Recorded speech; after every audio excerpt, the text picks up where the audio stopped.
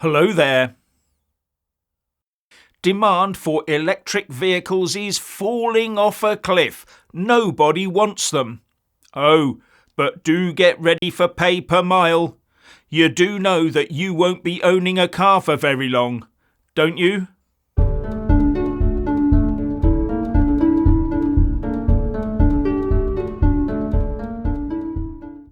Our new Nut Zero Minister, Ed Miliband, must have his cranium stuck right up his own, well, you know where, to keep pushing forwards with this nonsense.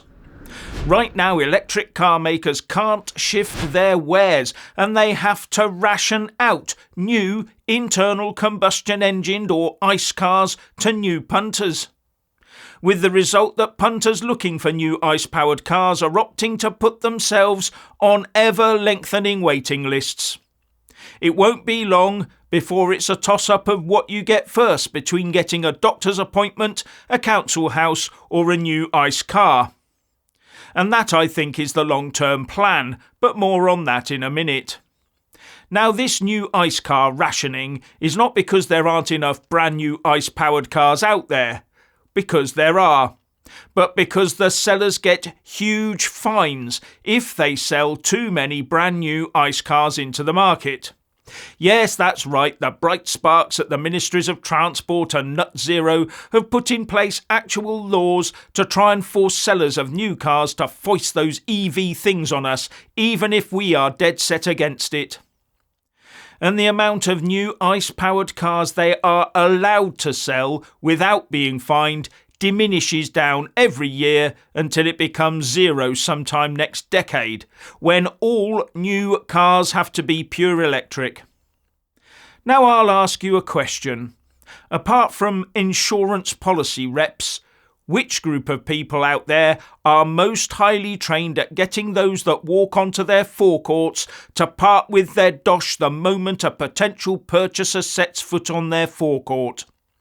Yes, the car salesman. One look at you and the car you show any interest in and the deal's almost sealed on the spot. We've all had the spiel, haven't we?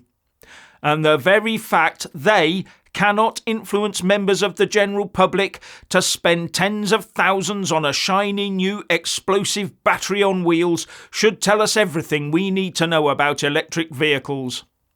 But Ed Miliband is oblivious to all of this. And he's also oblivious to the fact the UK does not have the generating capacity nor the infrastructure to support so many electric vehicles, and that we will be getting nowhere near it for so many decades. All that he will be seeing is a booming trade in used ICE cars and repairs thereof, while he tries to get investment in place for a demand-less electric vehicle infrastructure.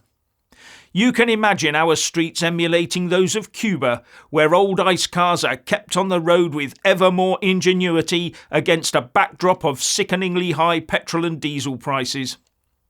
And why would anyone invest in charging points if there are too few electric vehicles? Now, instead of looking at the market and deciding that the customer might well know best, Miliband has decided that he knows best. So there's now more and more talk about heaping higher costs onto ICE car drivers with a pay-per-mile system. Now, we already pay per mile because the petrol and diesel we buy is so heavily taxed, and the more you drive, the more of the stuff you have to buy. But even this has not been enough to force you into buying an electric vehicle. So added pay per mile it is. However, the Wallies have also let it slip that electric vehicles will also have to be charged pay per mile to fill the tax revenue gap that declining fuel duty causes. And all because these fuel taxes were never ever anything to do with saving the planet. Not one penny of that money did anything other than end up with the rest of the taxes we pay in the general splurge it up against the wall pot of money in the Treasury. The government needs X amount of money to waste, and fuel duty and the VAT that was applied to that fuel duty, by the way, illegally in my view, all that dosh the government needs has to be collected from us mugs somehow. And net zero has always been a great way of scamming that money out of us for general use. Question: had those so-called green taxes actually been used for green purposes, wouldn't we, right now, with all the taxes we've paid, have a full-on green infrastructure ready and waiting with all its bells and whistles? But we haven't, have we? No, it's been spent on general politicians' whims and legacies. And this whole tax scam is being laid out for all to see the further we get into this net zero maze. But don't get fooled by any of this. The intention was never to arrive at a social destination of everyone having their own electric vehicle. No. This whole process is designed to get you out of personal transport. Full stop. Whether petrol, diesel or electric. Well, unless you are extremely wealthy or powerful or both. The plan is to eradicate the use of personal transport for the general masses. Just look at the plans for low traffic neighbourhoods for a start, and bear in mind, low traffic neighbourhoods by default end up with low traffic everywhere. Think about it. And they know they can't do this by just outlawing the use of cars. No, they have to engineer it over time by making the use of personal transport, whether it be internal combustion engined or electric, as prohibitively expensive as possible. And isn't that exactly what we're witnessing right now, despite all the protestations from the ministries of this and that? They're all telling us that we're on track to fulfil all those stringent and impossible to achieve legal deadlines to achieving total nut zero by 2050. And then everything will be better and cheaper. At least that's what they tell us. No one in government is talking about changing any of those laws, are they? No, in fact, they're doubling down on them, and every time we are squeezed to use less energy today than we used yesterday, the cost of each energy unit ramps up by more than we saved by using fewer units.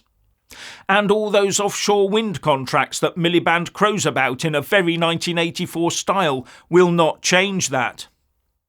In the previous round, Round 5, under the Tories, the maximum strike price offered by government was £44 per megawatt hour, where 0 investors took up the offer. In Miliband's Round 6, the strike price was as high as over 3 times more, at nearly 140 quid per megawatt hour, where 9 contracts were awarded. So when the wind power generators make less than the strike price, their income gets topped up by the taxpayer via the government-owned Low Carbon Contracts Company, the LCCC. And when they make over the strike price, they pay any excess back into the LCCC.